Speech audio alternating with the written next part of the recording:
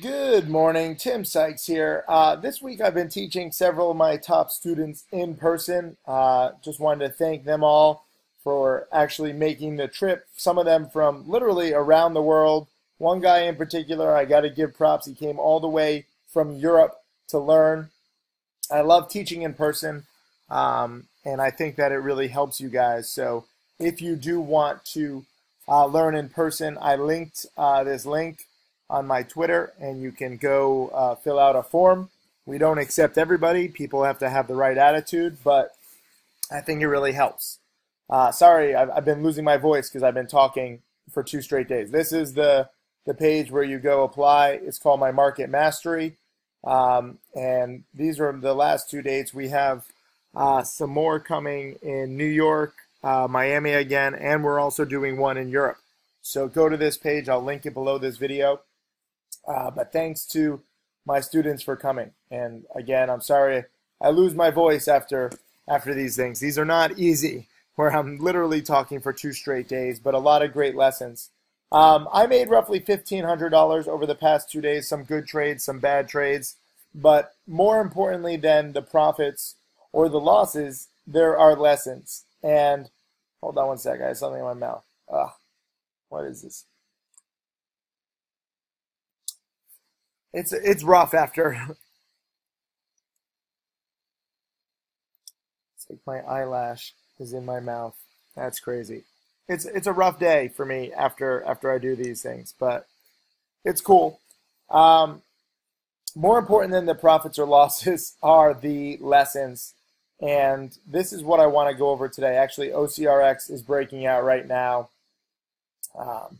As I'm filming this, I was actually trying to dip by it, but it didn't dip enough, so I was like, no big dip, I'm not going to buy it. And so this is the second day in a row that I've screwed up. Yesterday I was buying this in the 80s on the dip, and actually the dip lasted for the first half hour, and I had to exit pretty quickly, and I was not happy to do that, but it was a delayed morning spike. And now today, we didn't get a big dip, so I thought that I wasn't really going to touch it. I really wanted, a spike and then a quick dip. I really like that because it reduces my risk. When you have the spike on news and you have the dip, maybe some people got a little too excited, and that creates some upside because the goal is to buy it on a dip and then sell it into the rip. Sell it into, if it tests the pre-market highs or the highs at the market open, and then it can keep going. And yesterday, from my buy in the 80s, even though I mistimed it, it was a nice move up to 110 all in the first hour or so of the day. So I was a little too early. What did I do on that? I think I broke even. Yeah, I made like $100. That was nothing. But it's okay to make mistakes, and it's okay to sell too soon. I want you guys to understand that. A lot of you, exit too soon. I teach to cut losses quickly, so you do sometimes. And when you do, sometimes you cut losses, and then the stock goes right back, and you're like, damn it, why did I cut losses? Do not question cutting losses quickly, okay? I want to help you understand the proper perspective and mindset, because a lot of the time I exit, I play too safely. In a perfect world, you're there for all the big moves. But in the real world, sometimes you're going to protect too safely and you're going to miss out. One thing that you can do is get back in. For me, this is probably my biggest psychological issue, where I have problems when I make a good call on a stock. It's very tough, and I don't necessarily profit. Like, either I cut losses or I take profits too quickly. It's very tough for me to remain unbiased getting back in, because then am I getting back in because I think the stock is going higher, or am I getting back in because it's a revenge trade? So I recognize that flaw in my personality, and I'm not proud of it, but you do have to recognize your own strengths and weaknesses. I know a lot of traders where they get out too soon and they get right back in. Yesterday, on AUPH, Tim Grittani was shorting it. I was buying it. And it was like a battle between the Tims. Like, the chat room was loving it. It doesn't really matter. We go against each other all the time. I don't take it like personally or anything. It's just a question of we have different personalities and different patterns. And I am proud to say that this time I actually was right on AUPH. It doesn't usually happen. Usually Tim Grattani beats me because he's a genius. But he was basically wrong here. Where was it? Right in here. It was a midday breakout on AUPH, and I was buying it after shorting it in the morning. One good thing that I have learned to do is, even when I think a stock is a good short in the morning, if it proves itself, I might buy it in the afternoon. A lot of traders have problems going long or short and, flip-flopping. That's what trading is about, guys. Okay? You're not a political figure where you have to, promise your constituents like to stay true to one principle. Traders, you're trying to profit from whatever the stock is doing, whether it's long or short. So don't feel bad if you flip-flop. It's really not the end of the world. In fact, it's actually a good thing. That's what trading is. So I was shorting this in the morning. I had a small profit, but it could not crack the day lows.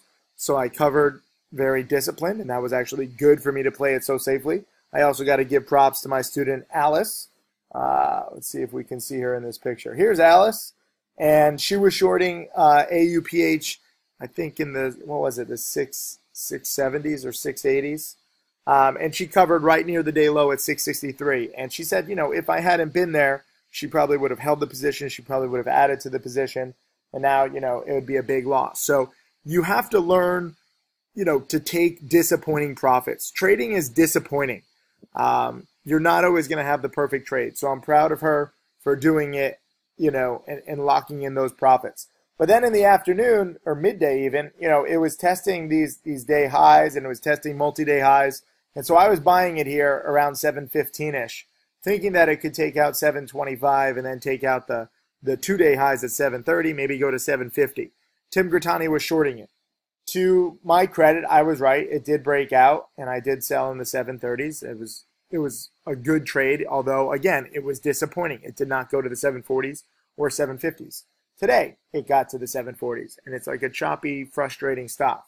But Tim Grattani was shorting it here, and he was wrong. He stopped out, and he cut his losses.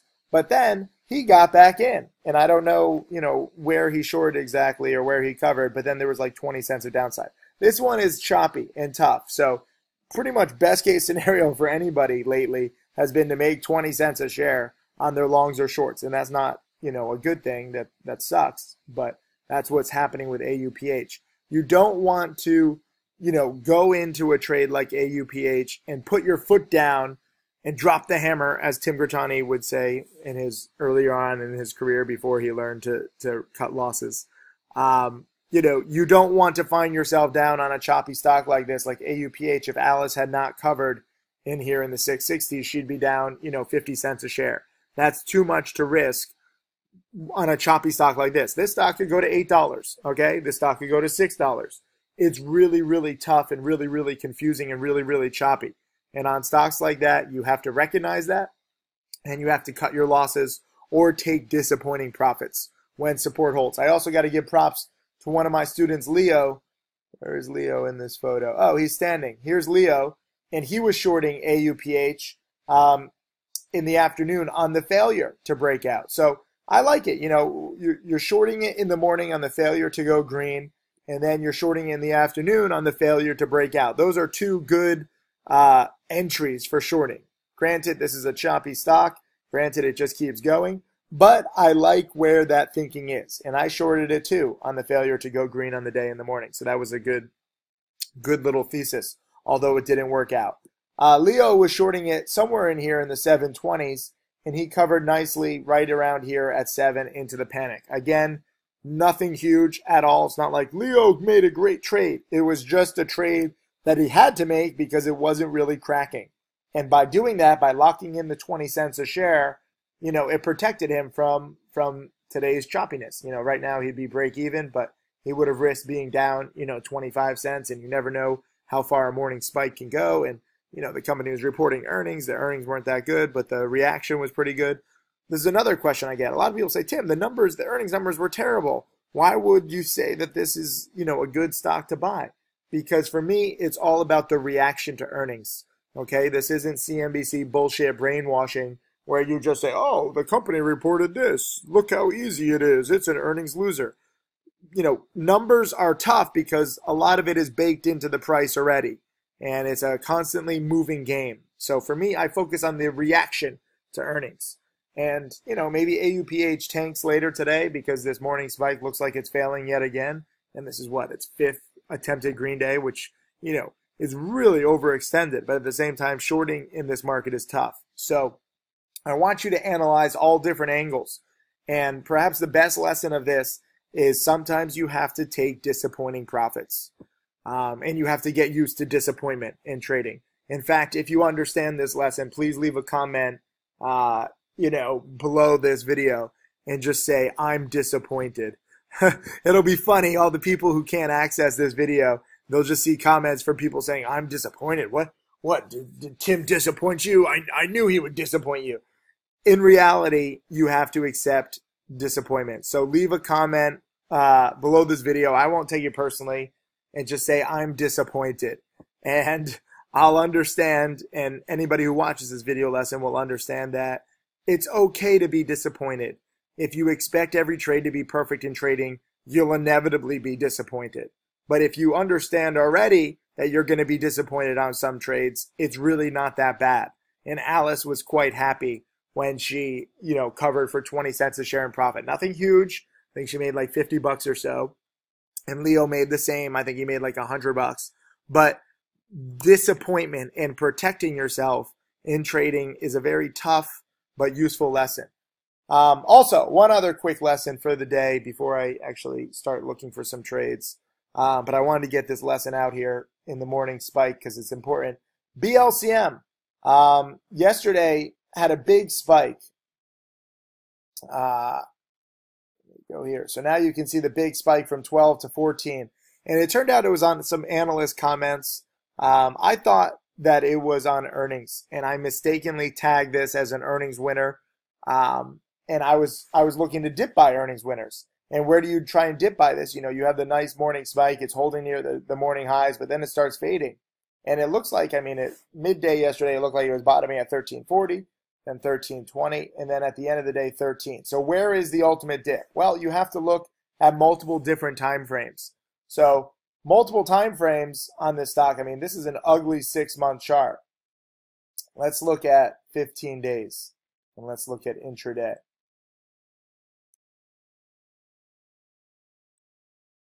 Look at this Wi-Fi that I'm working with. So the former highs here, were 13, and this is a very nice bounce off 13. So I dip bought this at like 13.10 yesterday, mistakenly believing that it was an earnings win. When I sent out the alert, everyone's like, hey, Tim, they're actually not reporting earnings till the 13th. As you can hear in my voice, I go hard when I teach people in person. So it was my bad. It was my mistake. I was tired at the end of the day yesterday. And when I bought it at 13.10 and people started telling me, I was like, oh, shit, this stock has come down. It is holding support, but it's not an earnings winner anymore. It's an analyst winner, which really isn't like, I don't buy stocks because I'm like, oh, an analyst recommended it. I buy stocks on earnings. So this had the right price action. This had the right support at 13, but I quickly sold and I lost like $150. So for 2 days of in-person coaching, I had some losses, I had some wins, and I finished up around $1,500. And it turns out it was all on pretty much on my one play. I didn't have to do any of the other plays, but you don't know which plays are going to do well, when you're trading them. So all you can do is try, and you try to learn. And that's the whole point of this. Now it's spiking perfectly, and I'm kind of pissed off because, at 1378, I was in 3,000 shares at 1310. That's a $2,000 profit. But I got in it for the wrong reasons. So I don't mind being wrong, and I would cut my losses the same exact way because when your thesis is flawed, it's very dangerous. I mistook this for the wrong news. Excuse me. I've had a long few days. There's a lot of tickers. I accept it. I made a mistake. I'm human. It's cool. But I know a lot of people who would make the same mistake and they would be like, well, I'm in the stock. I might as well hold. And in this case, obviously you would be rewarded because price action seems to matter most here. But most times, especially in a different market, it's very dangerous to just hold and hope. Obviously, the stock is not helping me teach this lesson right now, where you're like, shut up, Tim, you play it too safely. Just hold and hope. In this market, you're rewarded for that. You're rewarded very nicely. OCRX, failed the morning dip buy for me for a half hour, but then, afterwards it kept going, and now today it keeps going. So I'm not necessarily teaching the way that works the best in this market. The way that I teach is the safest. And that's why you see I don't have any big losses. I've really cut down on my big losses this year. And I think that's a good way for you to learn always, because, some of you guys are going to watch this video right on March 9th, 2017. Some of you guys are going to watch it on March 19th, 2017. Maybe some of you will watch it on March 9th, 2018 or 2020. And excuse me. This is why we only do 2 days of coaching, because by the third day, it's like Vegas. I'm like dead. That's why I also wanted to do this video lesson before my voice just totally gives out later today. But you need to play safe, especially those of you who are just beginning. That's why I'm so proud of, Leo and Alice here, and really everybody here. Even this guy with the maroon shirt, Brian, who has massive discipline problems. He went from negative 5,000 to positive after, a really good streak of a lot of discipline trades. And then he let one go, and now he's down 2,000 again. And that happens. And that's trading. Okay. It does me no good to tell you that, every single one of you is going to be a millionaire. Every single one of you is going to be profitable. That's not realistic. 90% of traders lose money. This is a damn tough industry. And it's a psychological battle of you versus yourself. Can you stay disciplined? Brian lost 5,000 before he ever met me, before he ever started training. When he started training, he gradually clawed his way back from negative 5,000. He went positive, and it was amazing, like $100, $200, $300 at a time. And then he let one stock go. He wasn't paying attention to the fact that, they were reporting numbers after hours, and he didn't recognize the risk. He didn't even recognize that the event was happening. He told me, like, if he had known that they were reporting numbers at night, he obviously would not have a position. But he did not do thorough research. The company reported earnings. I think he was shorting, and he got squeezed. I think he might have actually been on AUPH. I'm not sure 100%.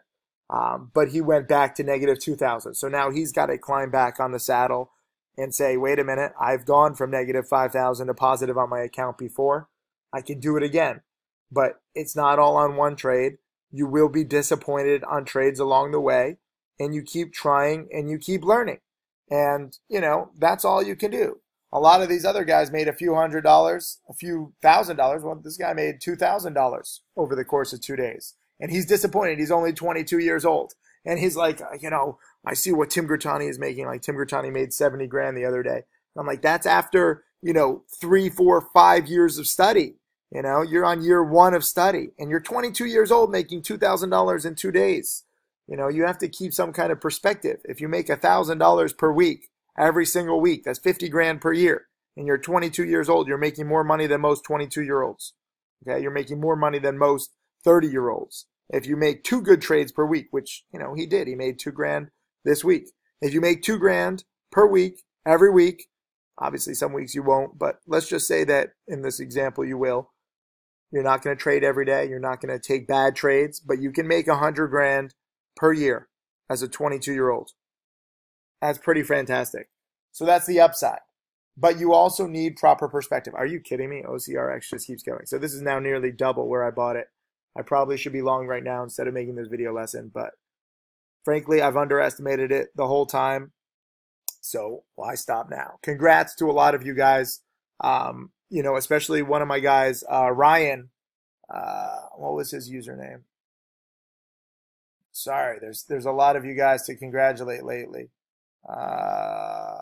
Ryan 13456 in the chat room, and he messaged me. He said, Tim, I made $900 with an overnight play in OCRX, and now as the stock is spiking, I'm sure he's disappointed that with a 900 because it probably could be like 2 grand. Do not be disappointed in your profits. Do not be disappointed when you lose. Leave a comment at the bottom of this video saying I'm disappointed if you understand that you have to live with disappointment in this game and it's not the end of the world. When you make $900 overnight like Ryan just did, that is fantastic. When you make $2,000 in a week like some of my top students are making, that's fantastic. If you make $70,000 like my absolute top student, Tim Grattani, that's fantastic. And now he's at like 4.1 million. Okay? Be grateful for every dollar that you make. Look at OCRX. This thing just unbelievable. I teach safety first, okay? I'm not going to stop teaching safety because a lot of you guys need safety, and it's better to get out too soon than to chase. So I was wrong on OCRX, not chasing and not really believing in this stock, and now it's going supernova. But I did have a great alert on my buy in the 80s, and I'm going to take a win away from that. I made a little money, but more importantly, I recognize the news, I recognize the catalyst, I recognize the breakout potential.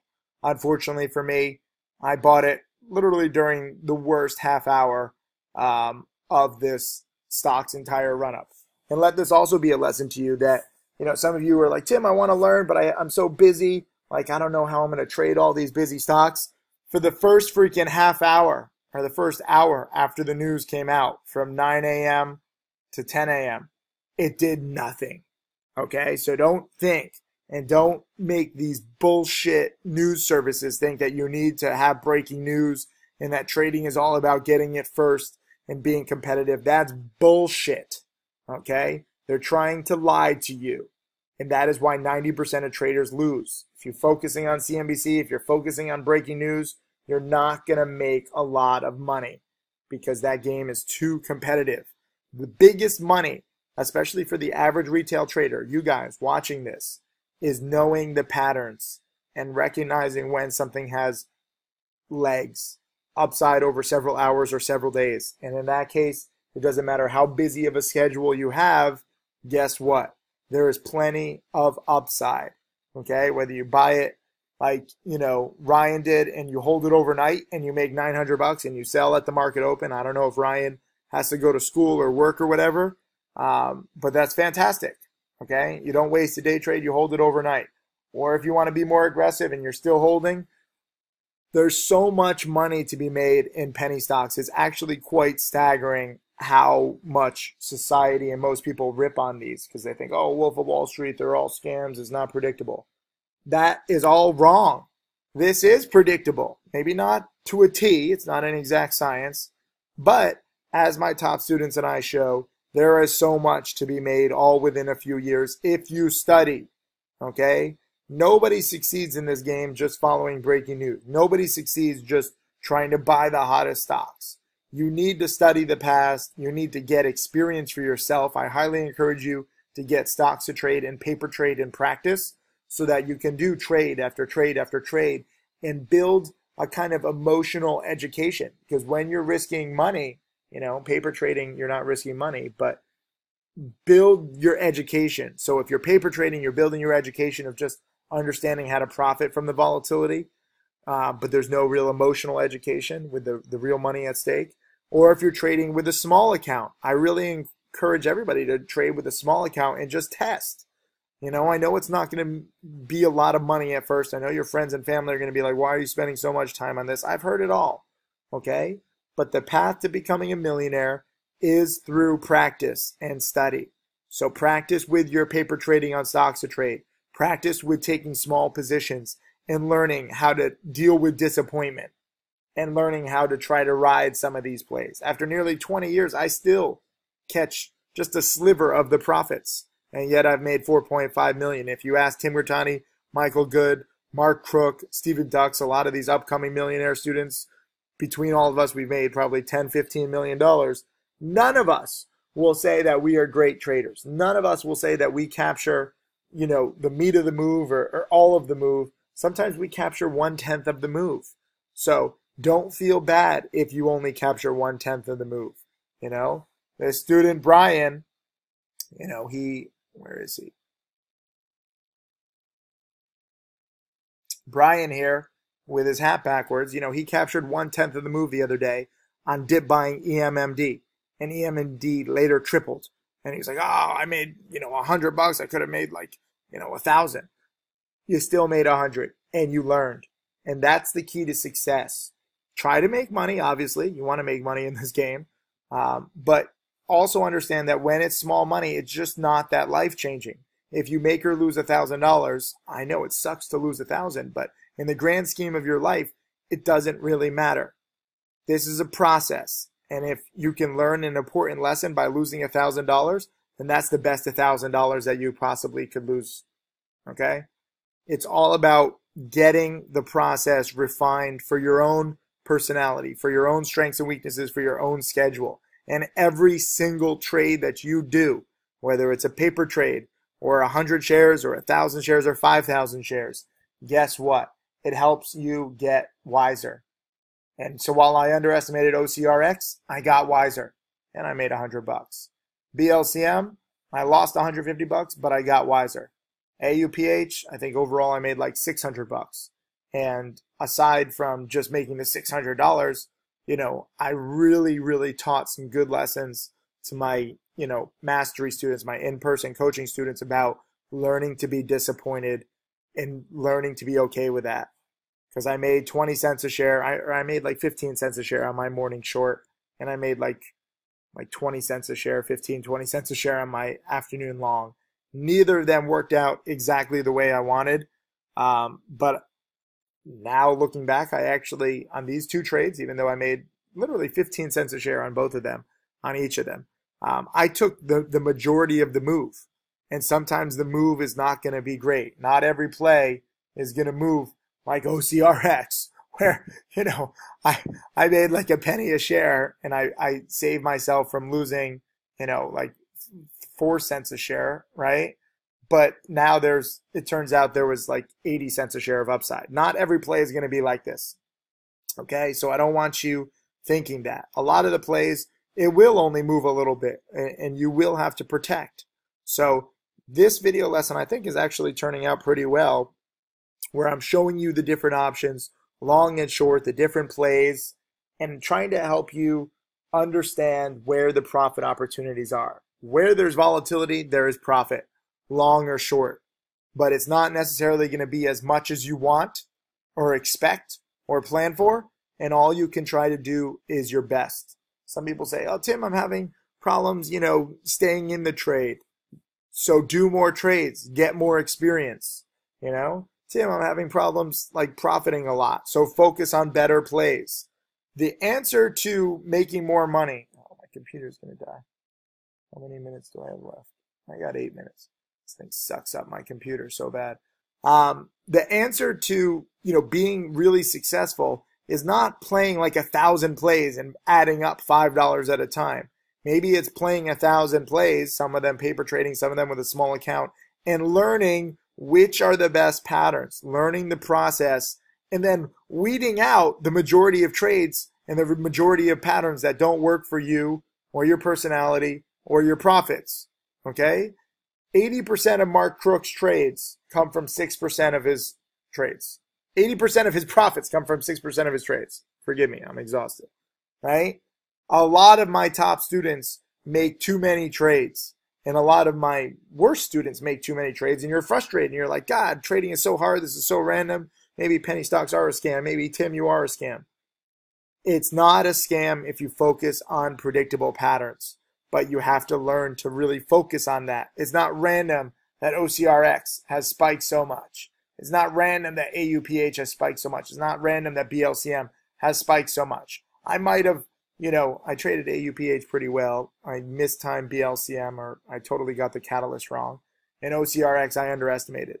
But between the three of them, I was on the right track every single time. So even if my profits aren't perfect, I'm very used to dealing with disappointment in my profits. I'm very used to making mistakes for whatever reason. But I'm also very proud that I was on the right track with all of them. And that comes from experience. And you guys can do that too. And you might be on the right track and not profit as much, just like I do. Or you might be on the right track and really get your executions down over time. But practice truly does make perfect. And you have to learn to deal with disappointment. Leave a comment below. Remember, with the 2 words, I'm disappointed.